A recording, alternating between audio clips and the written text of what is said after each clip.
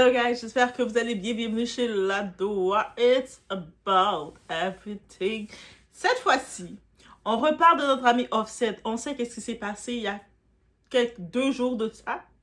Dans un casino en Floride, il s'est fait tirer dessus. On le retrouve à l'hôpital. Heureusement, ça a été plus de peur que d'autres choses. Mais c'est pas tout. Habituellement, quand un incident arrive comme ça à une personnalité, une célébrité comme il est, on va être sympathique avec lui, mais il a tellement été taquin. Je pèse mes mots en utilisant le mot taquin. Ok? Je pèse mes mots. Pour dire qu'il a juste été taquin. Mais on voit comment il a été pendant quelques temps. Là, les gens, il y a un hôtel. Ok? Pas un hôtel, un casino, pardon. Un casino qui expose. Est-ce qu'on a déjà vu ça? Depuis quand les casinos exposent les endettés et ceux qui les doivent l'argent? Depuis quand? Mais le casino, il expose Offset parce que Offset les doit 100 000 $ US. Eh oui! Et même actuellement, et puis il n'est pas capable de les payer. Par contre, sur Instagram, c'est Offset qui nous joue le millionnaire, qui fait les gens commencer à être prêts à tout risquer, à tout espérer. Et arrêtez de croire à ces influenceurs-là qui jouent millionnaire. Mieux vaut regarder une petite doigt qui dit God, Dieu m'a, que de commencer à avoir une doigt qui arrive, que je vais me mettre dans un beau lieu, dans un bel hôtel 5 étoiles au Vieux-Port, et que je commence à vous vendre du rêve. Et quand j'ai fini de vous vendre du rêve, vous êtes comme, ah ouais, c'est ça. Doigt est étudiante, je vous vends pas de rêve. Donc, bref. Bienvenue dans le mensonge des célébrités. Et 2026 est venu pour nous choquer, ou est venu rétablir les choses. Je sais même plus. J'allais dire l'année 2026, c'est pour nous, on va vous choquer. Mais là, je sais même plus si 2026, c'est pour on va vous choquer ou c'est juste je vais rétablir. It's about everything. On met des likes de support. On met des boosts. Oui, des boosts. On met des cœurs. On est dans le mois de ma fête. Le mois d'avril, c'est le mois de la fête de Doha. Donc, on met des cœurs et on y va.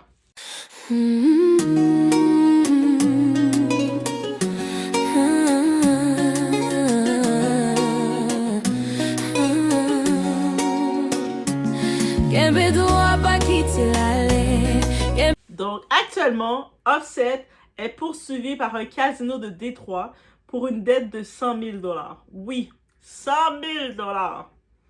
Et là, beaucoup vont dire, c'est rien ça pour lui. Tu sais, il est riche, voilà, qui doit 100 000 $, pour lui, c'est 10 $. Je ne pense pas. Erreur de penser ça. Le problème, ce n'est pas le montant, c'est le comportement. Parce que selon le casino, l'argent aurait été prêté en mars 2024. Mars 2024, on est rendu avril 2026. On compte les mois, on compte combien de temps que ça fait, on fait les calculs. Dans les commentaires, dites-moi les calculs que vous avez faits. Il n'y a eu aucun remboursement depuis en mars 2024, aucun remboursement.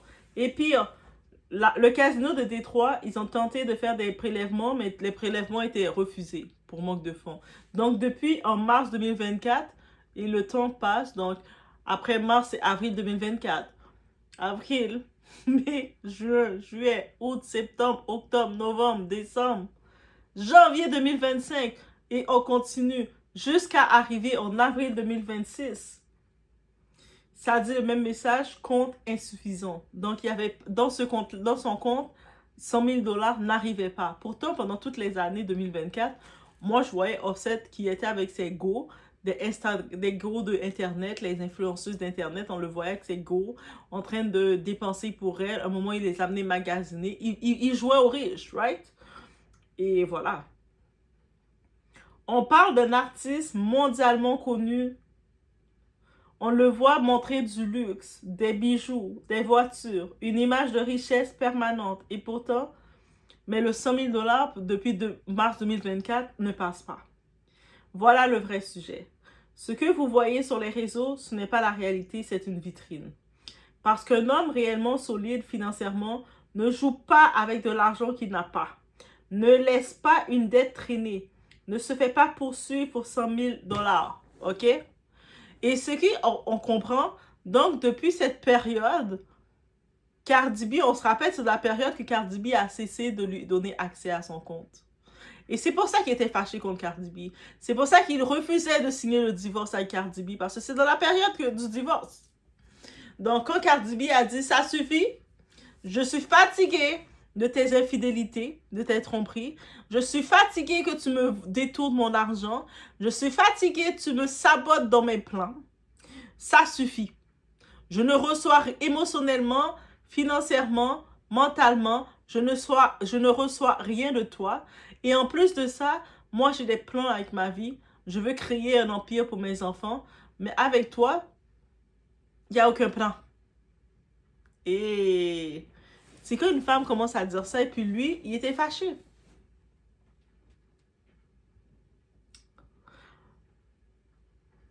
Je vous dis. Mais dans cette génération, on préfère paraître riche plutôt que d'être stable. On parle même pas de richesse, on parle de stabilité.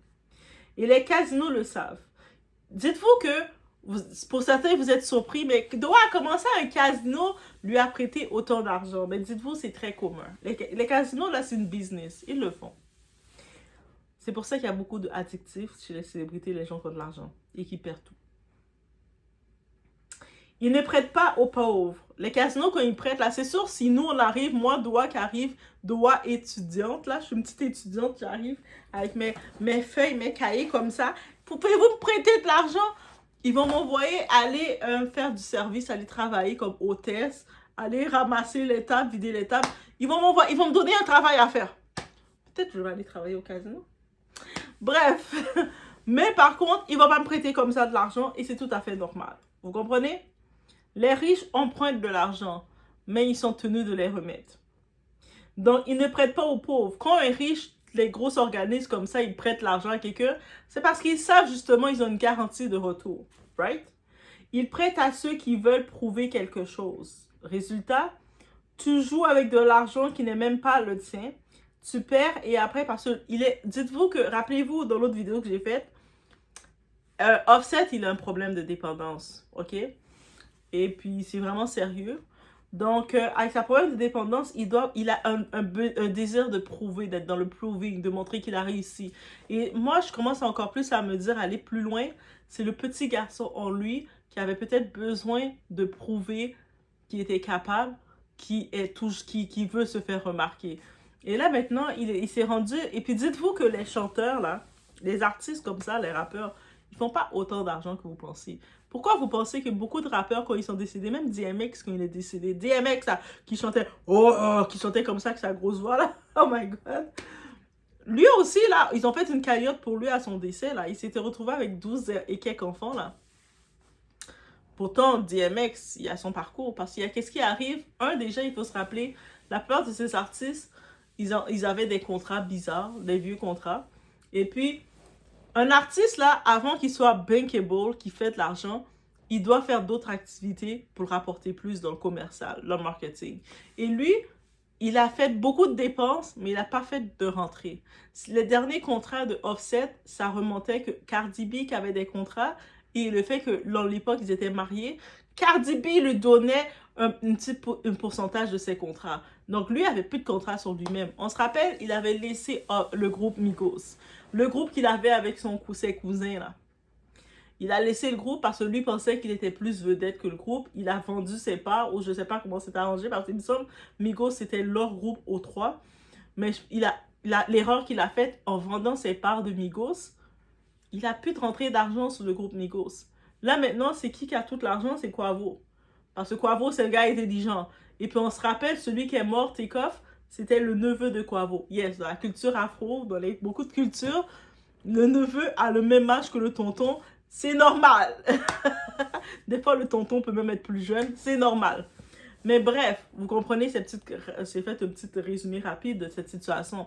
C'est-à-dire que Offset, il n'a plus d'argent qui rentre concernant Migos. C'est-à-dire que même si on va aller télécharger les anciens sons de Migos, parce qu'à une époque, Migos, ils étaient plus populaires que Cardi B, mais c'est pas parce que tu étais plus populaire que tu fais plus d'argent. Ça, c'est la logique des choses. Et beaucoup de gens, ils oublient ça. Ils voient, ah, mais c'est sûr, la personne fait beaucoup d'argent, elle a plus de vues, elle est plus big. Donc, lui, il fait beaucoup de dépenses, il a plus d'argent. Le moment que Offset, s'il était intelligent, mais c'est pas qu'il n'est pas intelligent, c'est qu'il a des problèmes de dépendance. S'il n'avait pas eu ces problèmes de dépendance, il aurait été sage il serait resté avec sa femme qui domine actuellement. Sa femme fait de l'argent dans la mode. En plus, Cardi B, avant de lancer sa marque de cheveux capillaires, qui vient de sold out, qui vient de se vendre complètement, elle a attendu officiellement que le divorce soit complet pour qu'il ne va pas réclamer sa marque. Parce que Offset, lui, c'est ça qu'il voulait. C'est pour ça qu'il voulait pas divorcer Cardi B. Les gens qui pensent qu'il voulait rester marié à Cardi B pour la famille parce qu'il l'aimait, non. Je pense qu'il n'a jamais aimé Cardi B. Peut-être au début, un moment qu'il l'a aimé, mais il ne l'a jamais réellement aimé. Et puis, je reste sur cette théorie. Mais par contre, il pensait, à un certain point, le fait qu'elle lui donnait accès aux choses parce qu'elle pensait créer une famille avec lui, il l'a pris pour acquis. Et il pensait que limite, c'était naturel, c'était un dû. Jusqu'à ce qu'il réalise elle s'est retirée et elle a retiré tous ses bénéfices avec. Toute la lumière avec est partie. Et là, il s'est rendu compte, si elle s'en va de ma vie, cette femme-là, mais je perds tout. Donc, elle apportait quelque chose à ma vie. Et là, il a voulu s'accrocher à ça le plus possible. Jusqu'à se rendre compte que, quand vous voyez tout ça pour lui, là, déjà, quand il s'est fait tirer là, dans le casino en Floride, c'est tout ça rapport au casino. Il se fait tirer au casino en Floride. C'est quoi qui s'est passé? C'est parce qu'il devait de l'argent. Il doit déjà... à Détroit, c'est un autre casino. On dirait qu'il a fait le tour des casinos, lui. Mais là, c'est en Floride qu'il s'est fait tirer, mais c'est parce que il devait de l'argent à un type du casino, un type quelconque, un individu. Et quand tu vas demander de l'argent à ce type d'individu-là, ils n'ont pas la même patience que tout le monde. C'est leur argent. Et puis, ta parole est importante dans leur milieu. Donc, et j'imagine qu'il a croisé ces types, mais il n'avait pas l'argent pour les payer. Je sais, certaines personnes disent que c'est 10 000 $, mais ça c'est trop triste pour lui que c'est pour... Il est rendu à des dettes de 10 000 $ qu'il ne peut pas payer jusqu'à se faire tirer dessus. J'espère que c'est pas que 10 000 $, qui s'est fait tirer sur ça, pour ça. Bref. Mais il devait de l'argent. Il s'est fait tirer. Et là maintenant, le moment qu'il est à ce qui paraît, il est sorti de l'hôpital. On l'a revu, TMZ. TMZ là, vous savez TMZ, ils l'ont revu dans un casino. Je vous dis, c'est un vrai problème qu'il a, c'est une santé. Les addictions comme ça, c'est mental, c'est une maladie mentale. C'est vraiment sérieux qu'est-ce qu'il a. Et il peut pas se soigner tout seul. Donc imaginez, il s'est fait tirer, il est à l'hôpital en train de retirer la balle, en train de récupérer. Le temps qu'il sort de là, la première chose qui lui vient en tête, faut qu'il retourne au casino, essayer de faire l'argent pour payer ses dettes. Vous comprenez le schéma? Mais c'est ça. Et là maintenant, il y a une autre personne qui doit de l'argent, le casino de Détroit, depuis en 2024 qu'il doit l'argent. Eux autres, ils disent, hey, lui là, il nous doit aussi de l'argent, lui, ce petit con. Et voilà.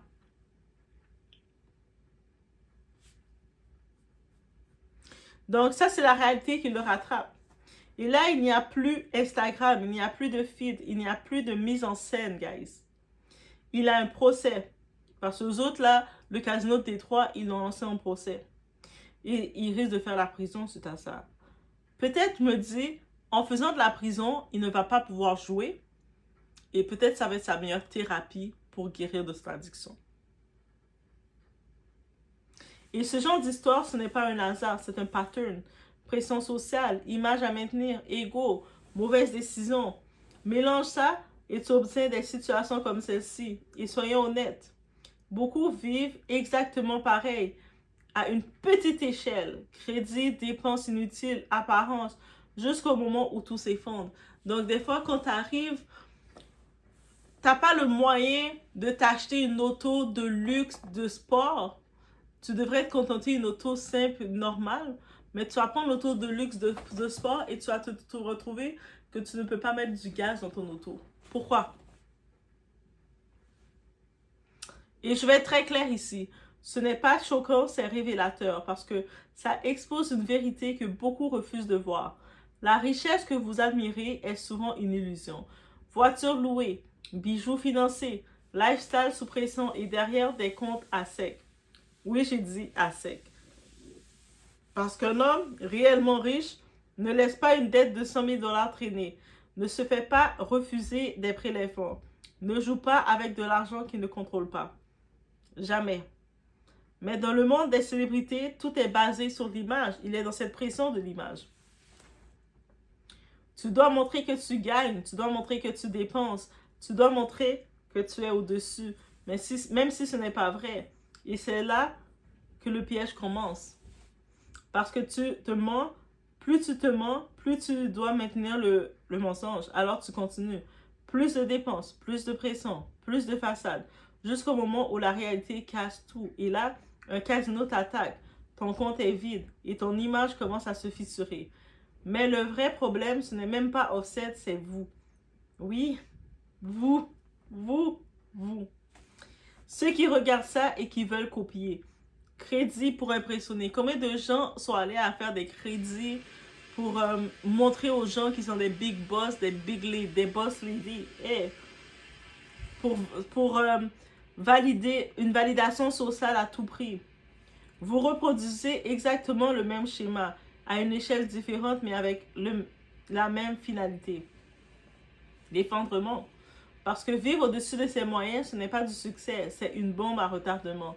Et les célébrités, elles ne vivent pas pour être riches, elles vivent pour avoir l'air riches. Et ça, c'est deux mondes complètement différents. Si ton lifestyle dépend de l'argent que tu n'as pas, ce n'est pas un lifestyle, c'est une illusion. Et tôt ou tard, l'addition arrive. Si tu dois prouver que tu es riche, c'est que tu ne l'es pas. Si ton image vaut plus que ton compte bancaire, tu es déjà en train de perdre. Et tôt ou tard, la vérité encaisse toujours. Donc, je me dis, oui, je peux comprendre la pression de vouloir être up-to-date, d'être dans le tout, mais à quel prix? Pour que les gens, sur le coup, tu vas aller t'acheter des vêtements de marque griffée, tu vas aller dans le magasin avoir ton petit sac LV, ton petit sac Gucci. À quel prix? Moi, j'aime mieux encore aller me prendre un petit Shein, ouais. Oui, je sais, on va dire, mais là, Shein, c'est quoi?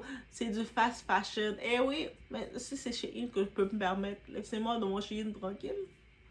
Donc, je vais aller dépenser 40 dollars pour un chandail que je peux avoir 10 dollars sur Shein. La différence de 30 dollars, là, c'est une différence de 30 dollars. Donc, on va aller selon nos moyens, selon nos poches. OK? Donc, guys, c'est sur ce côté qu'on peut aller avec le phénomène offset.